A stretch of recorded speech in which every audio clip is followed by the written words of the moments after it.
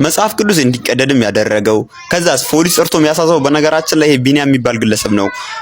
አንድ ነገር ልንገራችሁ፣ ቪዲዮዬን አንድም ሰው አየው 1 ሚሊዮንም ሰው አየው መስራቴን አላቆምም እኔ ማለት ነው። ሙዳችሁ ከሆነ በደንብ አድርጋችሁ ኮፒ ሊንክ አድርጉ፣ ሙዳችሁ ካልሆነ እለፉት ማለት ነው።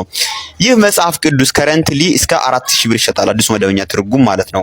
አስቡት እንግዲህ አንድ በክፍለ ሀገር የሚሰራ ለዛውም በሻይ ቤት የሚደረደር አባት የ15 ብር 1 ኪሎ ወረቀት ገዝቶ ሙሉ ቆቆሩን መስጠት እየቻለ በ4000 ብር ይሄን መጽሐፍ ገዝቶ ቀዶ ያስሩስኩ ሲሸጥ ማለት ነው። ማይሆን ነገር እስላም ጠልነት እስላም ፎቢያ እንዳለና በዛ ዞን ለሚኖሩ ሙስሊሞች አሁንም የታቀደላቸው አዲስ ነገር እንዳለ ነው የሚያሳየው ማለት ነው።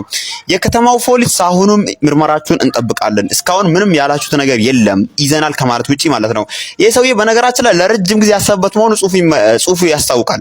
ራሱን መጽሐፉን እንዲቀደድ ያደረገው ከዛ በኋላ ይኸው እንደዚህ አይነት ሰው ይዣለሁ ብሎ ፐርሰናል አድርጎ ራሱ ነው ፌስቡክ ፔጅ ላይ ያስቀምጠው ማለት ነው።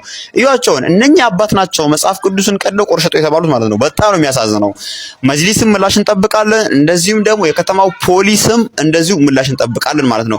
ምላሽ ብቻ አይደለም የምንጠብቀው እንዲህ አገርን ለማዋከብ አገርን ለመረበሽ ኢቭን ኢፍ የራሳቸውን መጽሐፍ እንዲቀዱ ያደረጉ ሰዎች ላይ እርምጃ እንዲወሰድልን እኛ እንጠይቃለን ማለት ነው።